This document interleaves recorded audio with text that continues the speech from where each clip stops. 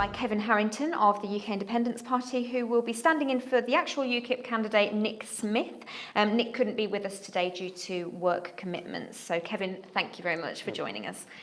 So Kevin, we'll begin as we have done with all the candidates today who have joined us by asking why voters in Lincoln should vote UKIP on June the 8th. Well, they should vote UKIP so they can get a change from the career politicians that are running our country at the moment. Lots of people tell us that they don't see any difference between the Labour Party and the Conservative Party once they're in power. They promise all these things in manifestos, but then they don't actually deliver once they're in power. Whereas if they vote for UKIP, they're voting for the ordinary person who's representing the ordinary person. How so? How so? Because we listen to people and we carry their views. Although we have a set manifesto, we have our policies, we're quite willing to change them if the will of the people want us to change them. For example, who else wanted us to leave the EU other than UKIP? If we didn't push that power forward, we would never have got the referendum. So, Kevin, what is the point of UKIP now after the EU referendum result? You've won, haven't you? We've won in the sense that it's made the government realise that we need to leave the EU. But now it's how we leave the EU. What do we leave the EU? UKIP are the only party that want full control of our laws, full control of our finances and full control of our borders from day one of leaving the EU. The Conservatives talk about leaving the EU. Some people talk about a hard Brexit. But they're also saying there's still going to be uncontrolled immigration from the European Union after we've left the EU. So what does full control of the borders mean in principle? Full control of the borders means that something like the Australian system of points, so we actually decide who can come into our country. If they are providing a benefit to the country, so if they're an NHS worker, a nurse or a doctor, we can let them come into our country to work in our NHS. But if they're just somebody who's coming across here to take up some low-skilled jobs, which UK citizens can do, then why can't we control that? And where will the barrier be? Because obviously Lincolnshire, as a big farming country, has a reliance on what possibly would be seen as low-skilled workers. So where would the line be between high-skilled, low-skilled? Well, before we had free movement of people through the EU, we had a policy where agricultural workers could come in for seasonal work, which is what agriculture is. Agriculture is seasonal work, and they could get visas to come in to do that seasonal work and then go back to their own country again. And so what about the employers of these people who are concerned now that they won't be able to refill those positions? Well, they would be able to, because the seasonal workers, there would be seasonal visas for these people to come in to do the agricultural work. Okay. The party was eradicated at the recent Lincolnshire County Council elections. Is this an indicator of times to come? It's a struggle. The media and lots of people and lots of the commentators are saying that the Conservatives are now UKIP, and lots of people are thinking that because the Conservatives are promising a strong Brexit, that people are thinking, why do I need to vote for UKIP now? Let's vote for the Conservative. But so yes, it's a hard struggle for us at the moment, as the county council elections proved. Yes, and nationally, UKIP isn't faring well in the polls. How many seats does the party realistically expect to win? That depends who you talk to in the party. The party leadership are trying for 5 to 6 seats. Realistically, I think we'd be quite lucky to win 1 or 2. But it's not all about seats. We didn't get the referendum by winning lots of seats in the government. We won the referendum by the strength of the UKIP vote across the country. Now, the first past the post system doesn't help a new party like us starting up nationally. So what we just need to do is have a strong UKIP vote across the country. It doesn't matter if we don't win seats. If we have a strong vote, 4 million people vote for us again, that will put pressure on the government to listen to us as well. And what about the party leader, Paul Nuttall? Does he stand a chance in Lincolnshire? He stands a chance. As they say, yes, he stands a chance. And so would you like to see him sort of, as leader of the party continuing? Is he fit to lead the country? Certainly he is. He's no less fit than the leaders of the other parties. Well, he's done an embarrassing series of claims which he's had to sort of apologise for and backtrack. Is that something that you see still a leader in? I think all politicians are the same. All politicians have to backtrack on certain things. Mrs May's recently backtracked on her social care reforms. Jeremy Corbyn backtracks on Trident. Sometimes he says we're going to get rid of it, sometimes he says they're not. So I think all politicians do that at some stage. Talk to us, I mean, you've spoken a little bit about it so far, but talk to us about the UKIP's immigration policy. You've focused a lot on EU immigration, but the figures show that numbers from outside of the EU were higher, which were totally under government control. Again, we would use a point-based system to control that as well. The Conservative government keep promising that they would get the immigration down to tens of thousands. And like you just said there with those figures, the immigration from outside the EU is still increasing all the time. So when Mrs May was the Home Secretary, she promised to get them down and she didn't deliver. So is she going to deliver when she, as Prime Minister, on a good Brexit? Now, we've heard from people who work in the NHS who are concerned that the impact of the vote is already being felt in the way that, in terms of a loss of European workers who are crucial to our health service. Is this policy going to exacerbate the issue for recruitment in Lincoln and Lincolnshire? No, because like I've said, we'd still have visas for people that we want to come into this country, people who have got skills that we need. So nurses, doctors, and other health workers. If they want to come into our country, we'll give them visas to come and work in if there are positions for them to fill. But what we also need to do is we need to encourage the youth of our UK youth to actually take up these career employment as well. Now, health tourism does cost an estimated 200 million a year, but critics suggest that that's how much it costs to run the NHS for just 15 hours. So whatever health tourism is, can it be pegged as the cause of struggling NHS? I don't think it's the sole cause. No, of course it's not. But it's part of it. But nobody can really quantify exactly how much health tourism costs. But it certainly is an issue that we need to try to control a little bit better than what we do at the moment. And how would that be done under UKIP? Well, again, it's trying to establish them as they come into the hospitals, which again is very difficult to do.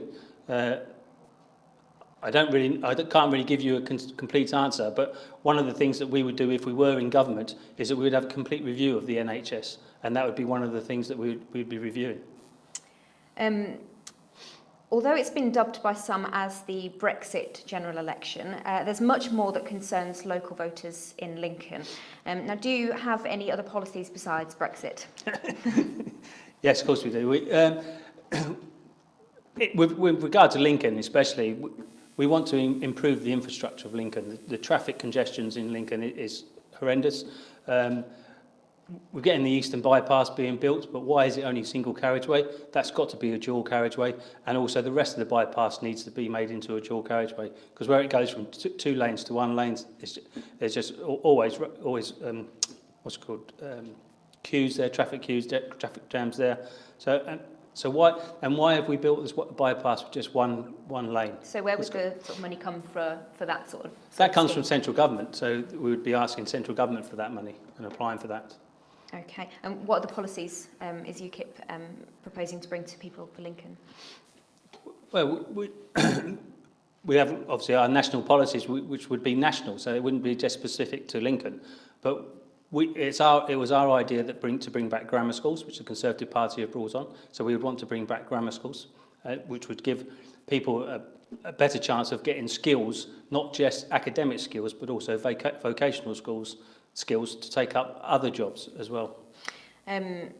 Talking about sort of local issues, poverty is a huge issue in the city.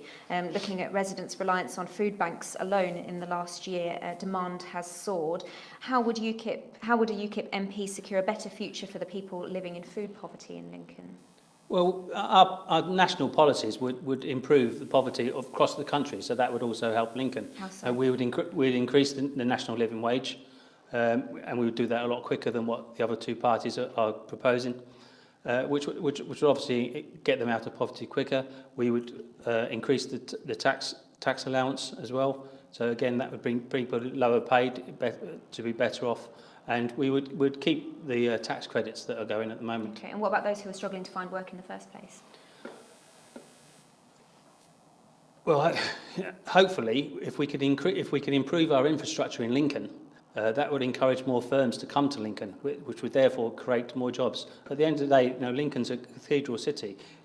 it's the biggest place in Lincolnshire. We should be able to attract some bigger businesses than what we've got at the moment. Sure. So what's the strategy then for doing that? Well, like I say, it's to improve the infrastructure, to improve the roads and transport to Lincoln. Now, there's no motorways in Lincolnshire, so how do people get to us and things like that? So the haulage vehicles struggle to come in and out of Lincolnshire because it's not the infrastructure. So it's all about the infrastructure. Lots of people talk about building new houses, but it's pointless building new houses if you don't build the infrastructure around it as well.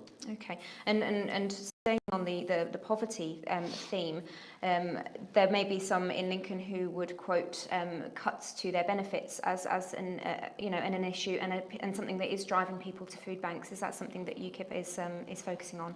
It depends what you say about when you say cut in benefits. Now, is it right that somebody on benefit earns £24,000 just from benefits, where people who are in employment don't even earn £20,000? So you can see where some benefits should be cut and where some shouldn't. So I think it's a case of looking at each individual case, and in some cases people's benefits have been cut too much, and obviously those ones need to be reviewed. But I think it's a case-by-case basis, rather than just saying overall generally yes, benefits should be higher or no, benefits should be lower.